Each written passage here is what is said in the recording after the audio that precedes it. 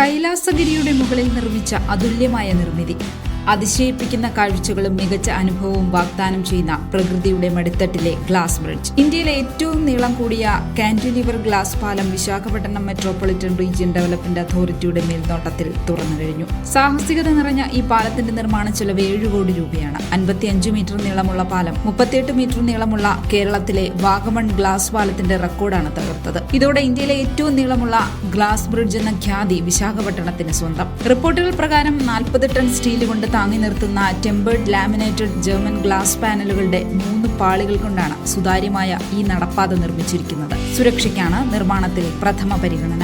ഗ്ലാസിന് 100-ലധികം ആളുകളെയും ഒരു ചതുരശ്ര മീറ്ററിൽ 500 കിലോഗ്രാം വരെ ഭാരവും താങ്ങാൻ കഴിയും. 40 പേരടങ്ങുന്ന സംഘങ്ങളായിരിക്കും സന്ദർശകരെ പ്രവേശിപ്പിക്കുക.